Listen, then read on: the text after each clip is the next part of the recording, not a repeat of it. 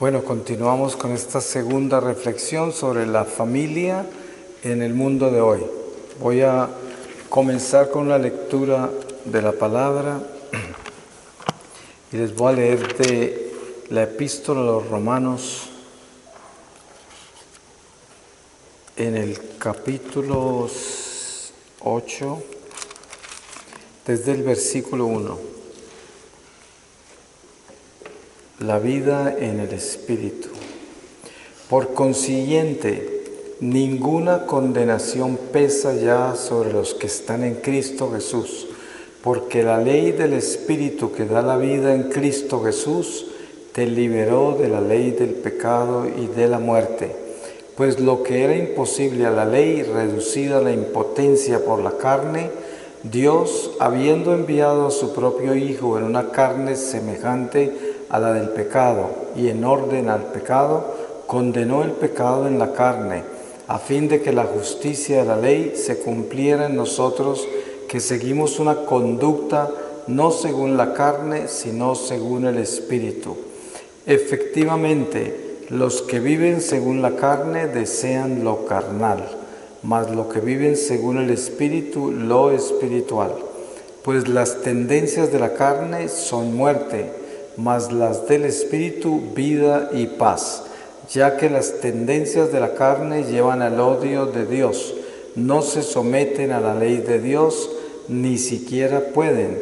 Así, los que viven según la carne no pueden agradar a Dios, mas vosotros no vivís según la carne, sino según el Espíritu, ya que el Espíritu de Dios habita en vosotros.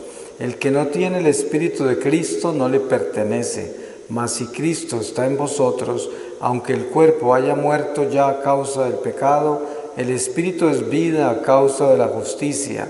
Y si el Espíritu de aquel que resucitó a Jesús de entre los muertos habita en vosotros, aquel que resucitó a Cristo de entre los muertos dará también la vida a vuestros cuerpos mortales por su Espíritu que habita en vosotros. Palabra de Dios. Nosotros entendemos que vivimos en un mundo que es una completa amenaza a la familia. La pastorcita Lucía de Fátima, que murió muy anciana en el año 2005, la Virgen de Fátima le dijo cuando ella era niña, y después se lo confirmó ya a una edad muy anciana, le dijo que la última batalla de Satanás contra los hijos de Dios iba a ser contra la familia. Y nos damos cuenta que hoy esta sociedad nos ha presentado alternativas a la familia, como el matrimonio entre homosexuales y lesbianas, y ahora hay matrimonios trinitarios, matrimonios entre cuatro, hay de todo, ¿no? O sea, es como una burla a todo lo que Dios ha establecido desde el principio, porque si nosotros leemos el Génesis y nos damos cuenta del orden de la vida, entendemos la razón por la cual Dios une a hombre y mujer, que es por la razón de la economía de la salvación, que es la procreación, porque un número exacto de almas entrarán al cielo antes del regreso de Jesús. Por lo tanto, es un plan de Dios la procreación, porque se está llevando a cabo una economía, y en el momento que esa economía se cumpla, llegue a su fin, viene Jesús y termina la muerte, termina el mundo, desciende la nueva ciudad, la ciudad de luz, y pasa todo esto. Pero, entre tanto, tenemos un enemigo que vive furioso porque él fue arrojado del cielo y nunca podrá regresar. Y nosotros que fuimos creados inferiores a él y que somos encima de todo ciegos al Espíritu por culpa del mismo que fue el que nos tumbó de la gracia, nosotros sí podemos regresar a de donde él fue arrojado. Y esa es la envidia que tiene, y por eso su furia. Y la familia es la cuna de esa economía de la salvación, porque en la familia se gestan las vocaciones, se gesta la vida de la iglesia, la continuidad apostólica. Por eso las alternativas. Ustedes saben, esta sociedad nuestra hoy, esta civilización, es una civilización de alternativas. Hay alternativas para todo y por eso tenemos todos estos géneros hoy que son algo completamente como de locos, ¿no? Ustedes saben que cuando usted piensa lo que quiere decir transespecie, ya nos estamos dando cuenta de una humanidad que perdió totalmente sus cabales, ¿no? Se salió de sus carriles. Eso ya no hay con qué describirlo, no hay forma de describirlo. Entonces, la familia se constituye desde el mismo principio de la creación del hombre, cuando Dios le da una compañera a Adán.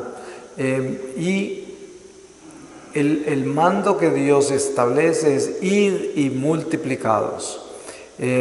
Porque esa es la voz que envía a los primeros padres. Sabemos que el mal ya ha entrado al mundo porque encontramos a Caín.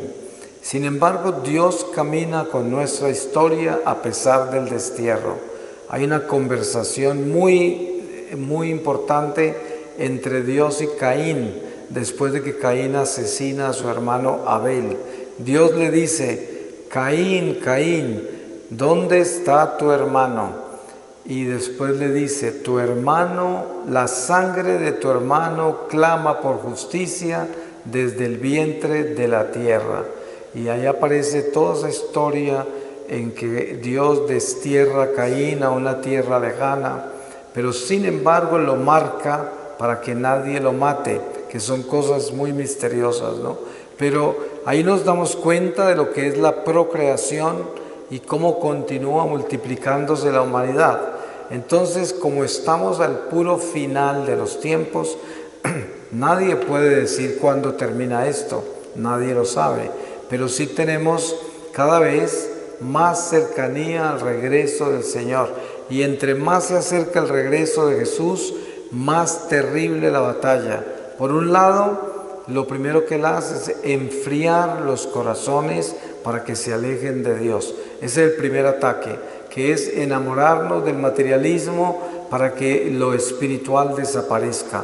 Y ya nos convertimos en personas independientes de Dios y nos volvemos autosuficientes. Este es el primer ataque. Con eso desnutre la familia, porque si algún miembro de la familia está desnutrido espiritualmente y el materialismo los separa de Dios, se pierde la defensa. Es como decir, si una persona abusa de su salud física, tiene problemas de inmunodeficiencia, ¿cierto? Pierde la inmunidad y se enferma. Lo mismo sucede a nivel espiritual. Si nosotros nos desnutrimos espiritualmente y no tenemos a Dios en nuestra vida, somos deficientes de las defensas que necesitamos contra el mal. Y el mal anida en nuestro corazón, nos endurece el corazón, nos vuelve indiferentes a la gracia y traemos ese tipo de espíritu a la familia. Por eso las familias empiezan a perder a Dios y los hijos ya no quieren saber de Dios. Yo puedo testificar eso personalmente. Mis hijos, que hoy tienen 48 y 46 años, yo, como les conté, me casé a los 20 años, y entonces ellos crecieron conmigo sin la fe.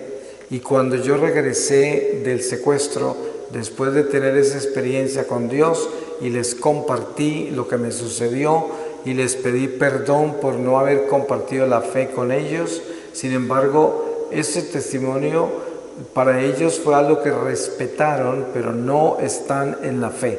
Y yo llevo 24 años que tuve esa experiencia, 22 años de misionero, y mis hijos no están en la fe.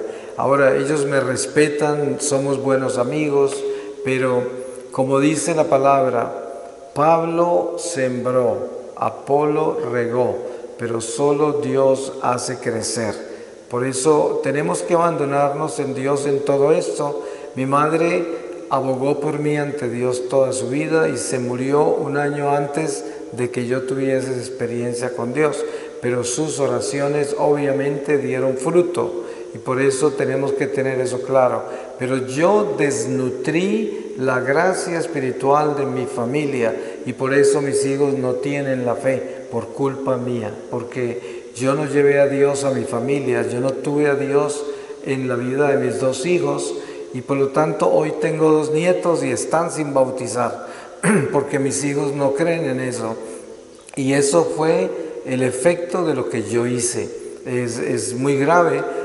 Yo todos los días le pido a Dios que me ayude con eso, pero es un ejemplo que les doy personal de lo que es una familia desnutrida espiritualmente y en peligro con las fuerzas del mundo. Porque miren que hay algo que les quiero compartir sobre lo que el Señor me mostró con referencia al protestantismo. Cuando yo comencé la vida misionera, al poco tiempo me encontré con este fenómeno de los protestantes. Toda mi vida que yo vivía alejado de Dios, yo no tenía ni idea ni siquiera qué era un protestante. En mi pueblo donde yo nací en Colombia, todo el mundo era católico. En los años 60 no habían otra religión en Colombia que los católicos. Por lo tanto, yo nunca tuve una experiencia, por decir así, ecuménica o conocimiento de otras religiones. Pero ya y el resto de mi vida, como yo no estaba con Dios, nunca le puse cuidado a las religiones. Y ya cuando regreso a la iglesia y comienzo a caminar con la iglesia, empiezo a ver esta cantidad de diferentes cristianos, todas estas religiones, y ya me toca trabajar muy fuerte para saber cómo navegar por dentro de todo eso. Y en una oportunidad estuve en un congreso que hicieron unos carismáticos de Texas, y en ese congreso aparecieron unos pastores protestantes a predicar, y yo me molesté mucho interiormente. Yo no dije nada, pero me molesté mucho porque pensé que no era apropiado eso.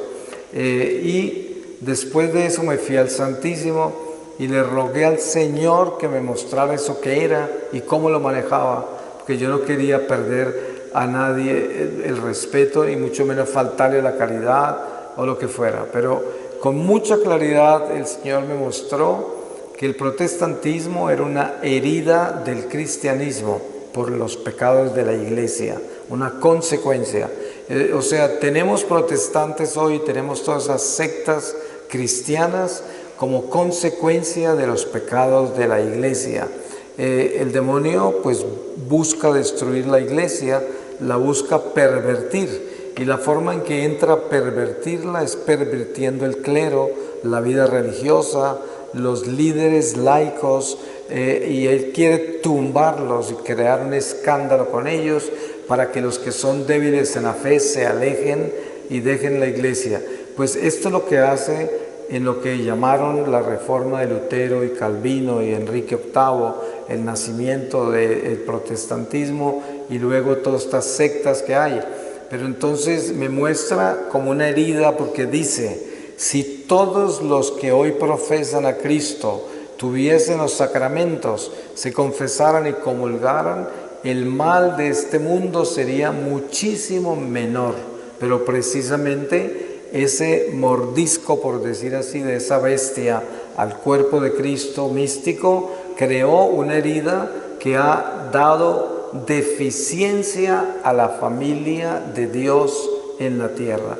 Entonces también a nivel iglesia, también hay unas amenazas contra el sistema inmune espiritual de la iglesia, y por eso hemos perdido tanta batalla y hoy se nos han llevado tantos jóvenes hacia el abismo, han pervertido la juventud en tantas formas, porque muchas familias católicas son familias disfuncionales, son familias que no están integradas en la moral, en los valores, en los principios, no tienen la sana doctrina, no siguen las tradiciones de la iglesia, no obedece la ley de Dios y por lo tanto el diablo tiene poder sobre esas familias y no se dan cuenta porque como están embebidos en el mundo material, el mundo espiritual no lo detectan, no lo notan, no se dan cuenta.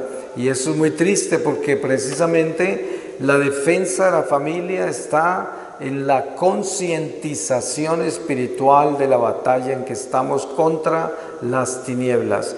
El hombre de hoy, católico, no quiere escuchar de batalla espiritual, le molesta que les hablen del diablo, que les hablen del pecado, que les hablen del infierno.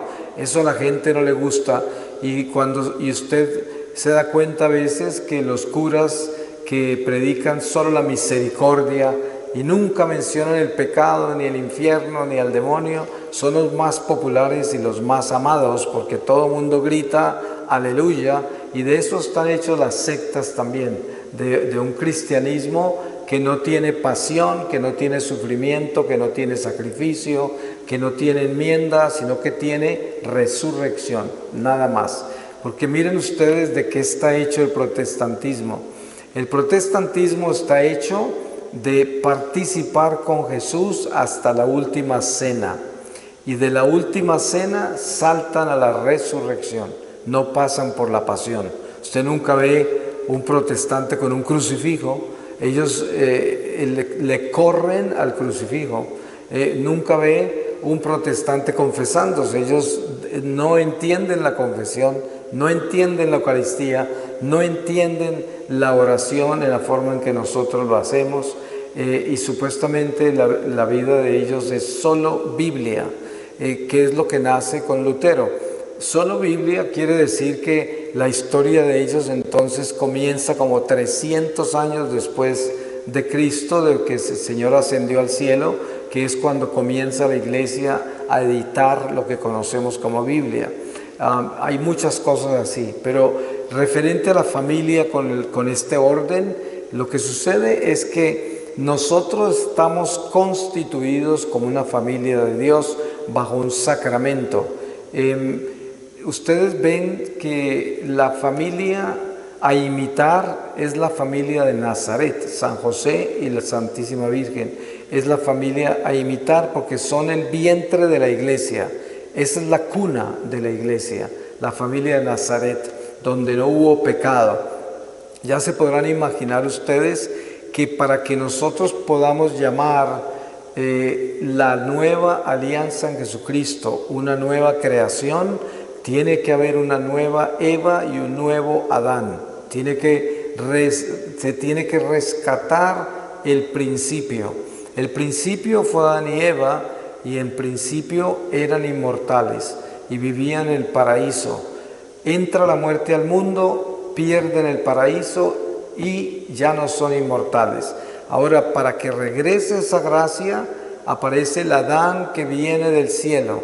Por eso se dice, por un hombre entró la muerte al mundo, que son los primeros padres, pero por otro entró la vida, que es el Adán que desciende del cielo, que es Jesús.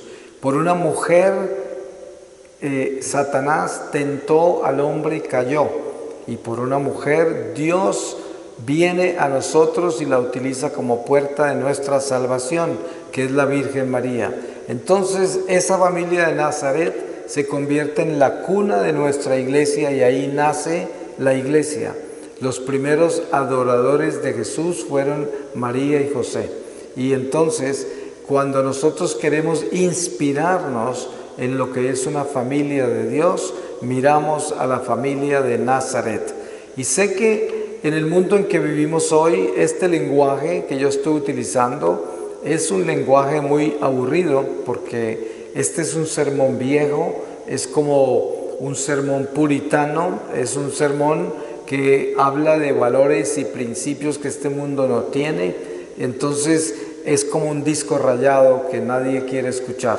Pero la realidad es que si nosotros no nos integramos como familia a vivir con Dios, a orar juntos, a participar en la iglesia, estamos en peligro, tan sencillo como eso. Es difícil que la gente entienda de qué peligro estamos hablando, porque el peligro para el ser humano común es un peligro prácticamente físico, es una enfermedad, un accidente, un asesinato, quién sabe. Pero yo estoy hablando de un peligro más grande que ese, que es el peligro espiritual, que es algo que no podemos ver. Por culpa de esa caída en el pecado original, perdimos la visión del mundo espiritual. Y Dios nos da un ángel guardián, que son los ojos de nuestra alma. Él es el que ve por nosotros. Pero para que ese ángel pueda guiarnos, nosotros tenemos que ser fieles a Dios. Si no somos fieles a Dios, la guía nuestra es un ángel caído, un demonio es el que nos guía. Y va delante de nosotros llevándonos por el camino equivocado, por los sentimientos equivocados, por los pensamientos equivocados, por las pasiones equivocadas, por las tendencias equivocadas, por la orientación de la vida equivocada, porque vamos mal dirigidos. Ahora, cuando una familia está unida a Dios, tiene los ángeles guiándola y protegiéndola. También hay que entender algo, y es esto. Ustedes se dan cuenta por la historia sagrada que conocen, que los mejores amigos de Jesús son mártires. Los 12 apóstoles fueron asesinados en formas espantosas, menos San Juan, pero San Juan de todas maneras fue puesto en una paila de aceite hirviendo, salió más joven de la paila lo que lo metieron y se asustaron y lo metieron a la cárcel, y vivió el Calvario con Jesús. Él fue mártir en muchos otros niveles, pero los demás todos fueron martirizados y son los amigos íntimos de Jesús. Esto no quiere decir que todo el que es amigo de Jesús le va a pasar eso, pero sí tenemos que tener en cuenta una cosa: el hecho de ser fieles a Dios no quiere decir que seremos exentos de tener sufrimientos y pruebas. No, por el contrario, Dios nos moldea durante esta vida temporal que es muy corta, nos moldea para prepararnos a la entrada al mundo espiritual.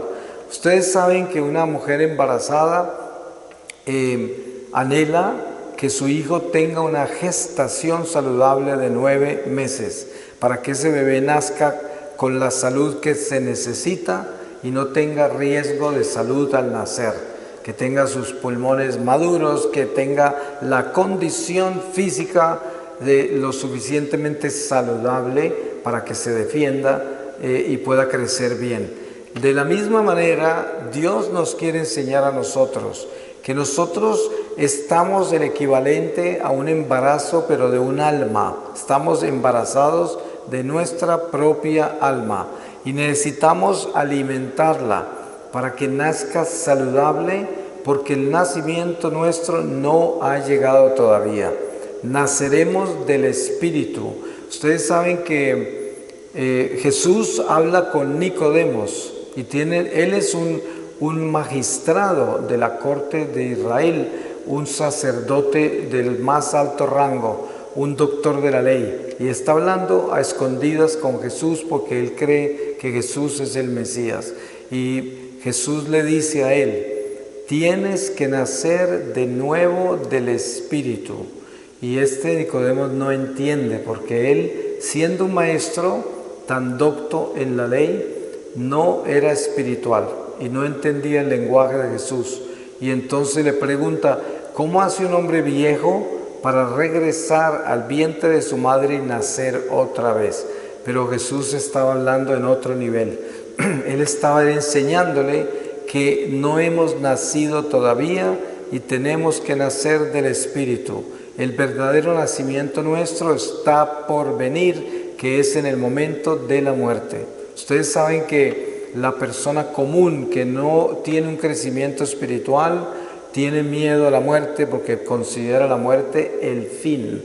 Pero el cristiano, la muerte es su nacimiento a la vida eterna y por lo tanto tendrá una aprensión, tendrá una inquietud del momento de la muerte, porque somos humanos y nosotros sentimos tristeza y alegría, hambre, sed, cansancio, alegría, todo esto lo sentimos porque somos humanos, pero no nos quedamos atrapados en esos sentimientos. Cuando el hombre tiene espiritualidad, sabe que la muerte es un nacimiento al espíritu si le obedece a Dios, o la muerte eterna si no le obedece a Dios. Pero teniendo en cuenta esto, ya nosotros estaríamos conscientes de que cada día de esta vida es una oportunidad para alimentarnos espiritualmente, para asegurarnos que nuestra alma tenga salud. Ustedes se dan cuenta que un niño prematuro lo llevan a una incubadora, dependiendo de cuán prematuro es el tiempo que tiene que pasar en la incubadora. Pues hay un paralelo en el mundo espiritual. Un alma que nace prematura al mundo espiritual porque está desnutrida, la ponen en la incubadora del purgatorio. Ese es lo equivalente a una incubadora en el mundo espiritual, sería el purgatorio, donde se prepara para entrar a la plenitud de la vida, que es la luz, que es el reino de la luz. Entonces, las amenazas que tenemos en este mundo hoy contra la familia son increíblemente grandes y peligrosas, porque Satanás sabe que destruyendo la familia destruye la iglesia, porque las vocaciones vienen de la familia.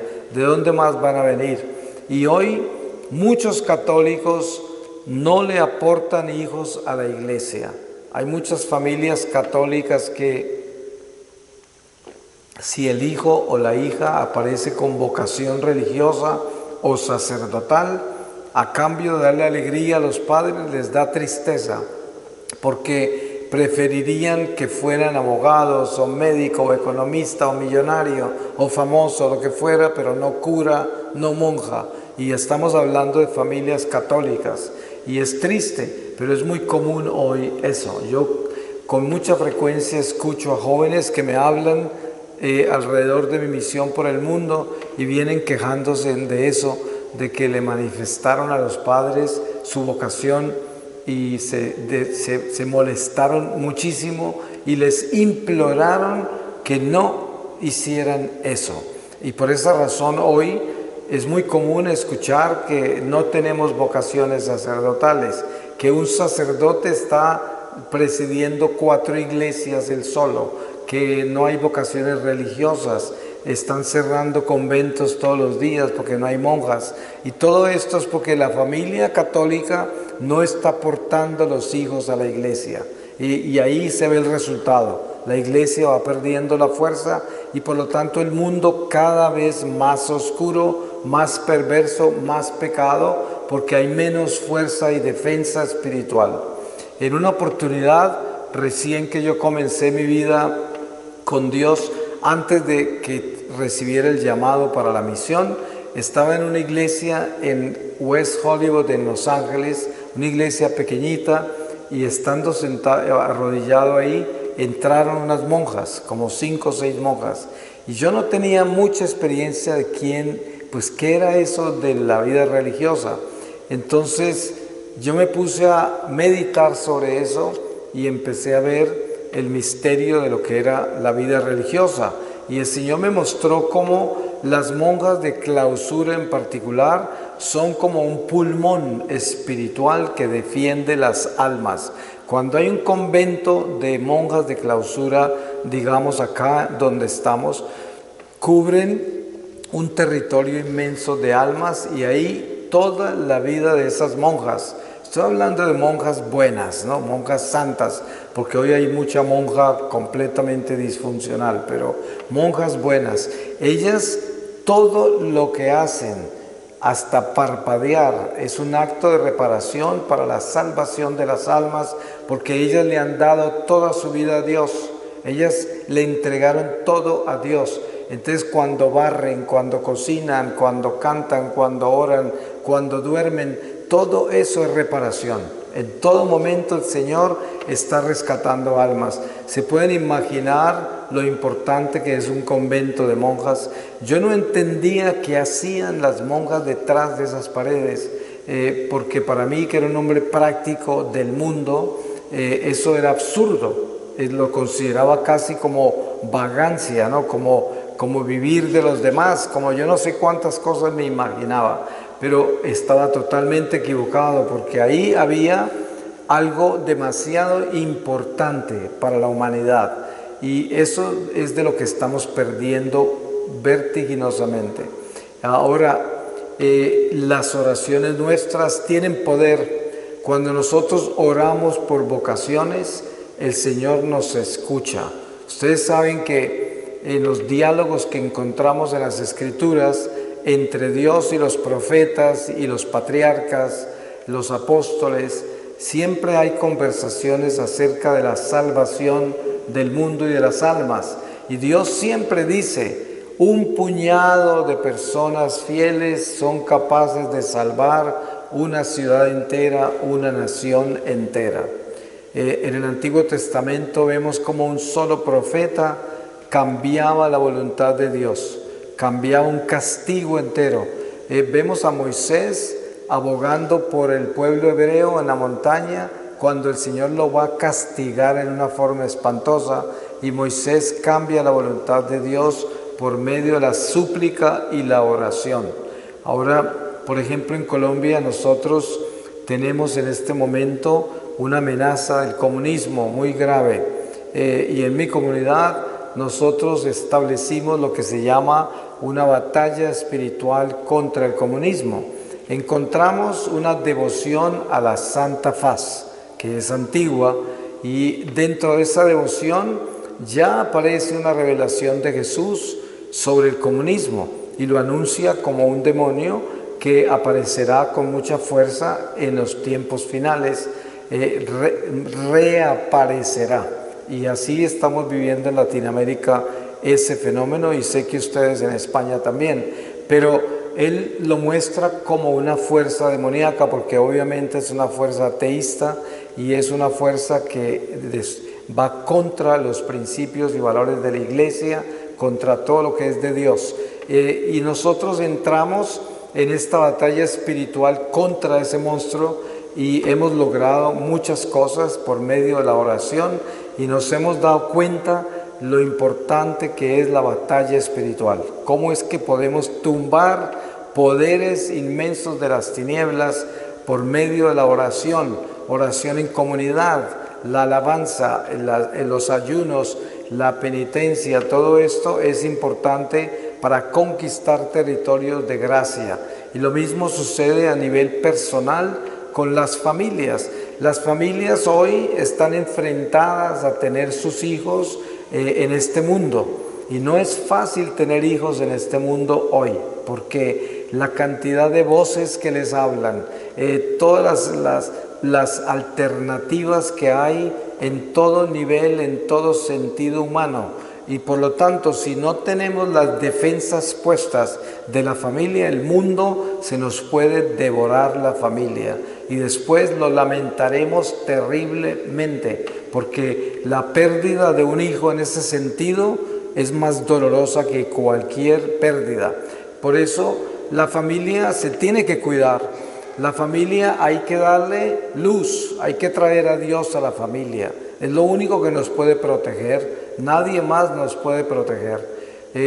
Esta mañana, antes de comenzar, estaba leyendo un poco sobre los libros de los Macabeos y estaba viendo cómo los Macabeos estaban orando a Dios porque estaban rodeados por este rey malo, Antíoco, y los iba a destruir. Y ellos oraron a Dios y Dios los ayudó, y con un ejército muy pequeño derrotaron un ejército inmenso. Y esto es vida real, son historias verdaderas del judaísmo, y esto no ha cambiado. Seguimos con el mismo Dios y Dios escucha de la misma forma. Por eso tenemos que tener mucha fe y tenemos que consagrarle nuestra familia a Dios. Tenemos que albergar esos sentimientos en el corazón con una fe que no se mueve, que sea una fe firme, y tener confianza de que Dios nos va a apoyar con toda seguridad. Pero lo primero que tenemos que hacer es nosotros ser fieles, porque todo comienza con mí mismo, con cada uno de nosotros comienza todo. Yo tengo que cambiar. Yo no puedo esperar que los demás cambien, porque si yo cambio, el Señor me apoya para que otros cambien. Y si en la familia eso es lo que sucede, pues yo tengo que sembrarme como base y plataforma para lanzar todas las almas de mi familia hacia Dios. Pero alguien tiene que construir esa base, alguien tiene que estar sembrando esa semilla, alguien tiene que estar regando esas semillas para que Dios las haga crecer. Y es muy importante, porque ya no es ningún secreto para ninguno de nosotros que estamos en este templo en este momento, el que vemos cómo se devora el mundo a la familia, a los hijos, a la gente mayor, incluso porque de esto no se escapa nadie. No solamente los jóvenes están en peligro, somos todos. Si uno se descuida, las redes sociales nos pueden consumir y nos pueden guiar por un camino bien equivocado. Ustedes se dan cuenta todas las propuestas que hay en las redes, y si uno no tiene discernimiento de espíritus, le puede estar prestando oídos a un espíritu que no debe. Por eso San Juan dice: asegúrate que estás seguro de qué espíritu habla a través de esa persona.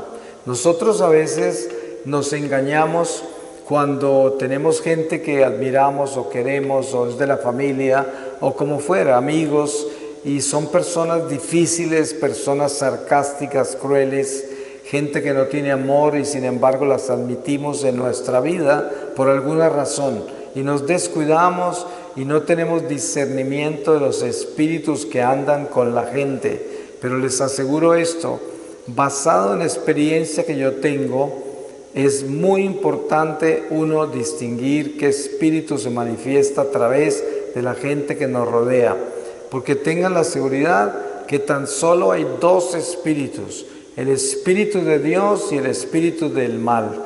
El que no está con el espíritu de Dios está con el espíritu del diablo y tiene su corazón enfrascado en ese tipo de oscuridad. Y el que está con el espíritu de Dios tiene la luz y tiene el amor, y no hay duda al respecto. Por eso hay que tener vigilancia sobre estas cosas y estar muy conscientes de quién está en nuestra vida, para que nos demos cuenta dónde está Dios, en quién está Dios, dónde está la luz, porque ahí es donde está nuestra fortaleza o nuestra debilidad. Ahora, teniendo en cuenta que nosotros consagramos nuestra familia a Dios, empezando por consagrarla a la Santísima Virgen María, ustedes saben que hay un misterio muy grande en nuestra fe, como son los dos corazones: el Sagrado Corazón de Jesús y el Inmaculado Corazón de María. La Iglesia, a través de los siglos, ha presentado esta espiritualidad como un símbolo de fortaleza para el pueblo de Dios, el pueblo peregrino, para nosotros.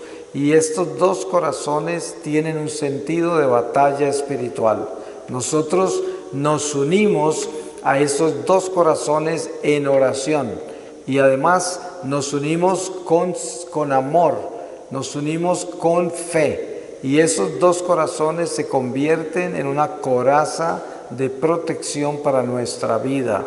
Y más vale que entendamos eso desde el Espíritu, porque de otra forma no se puede entender. Los dos corazones son una fuerza espiritual que las tinieblas temen, porque es como el terror de los demonios cuando nosotros nos unimos a los dos corazones, al de Jesús y de María.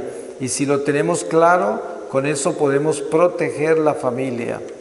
Voy a pedirle la palabra al Señor y les voy a leer del Evangelio según San Juan en el capítulo 15, desde el versículo 18.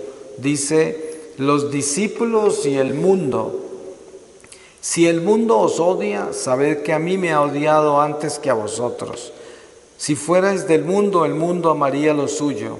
Pero como no sois del mundo, porque yo al elegiros os he sacado del mundo, por eso os odia el mundo. Acordaos de la palabra que os he dicho: el siervo no es más que su Señor. Si a mí me han perseguido, también os perseguirán a vosotros. Si han guardado mi palabra, también la vuestra guardarán. Pero todo esto os lo harán por causa de mi nombre, porque no conocen al que me ha enviado. Si yo no hubiera venido y no les hubiera hablado, no tendrían pecado. Pero ahora no tienen excusa de su pecado. El que me odia, odia también a mi Padre. Si no hubiera hecho entre ellos obras que no ha hecho ninguno otro, no tendrían pecado. Pero ahora las han visto y nos odian a mí y a mi Padre.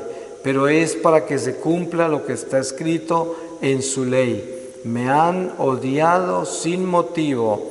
Cuando venga el Paráclito que yo os enviaré de junto al Padre, el Espíritu de la verdad que procede del Padre, Él dará testimonio de mí, pero también vosotros daréis testimonio, porque estáis conmigo desde el principio.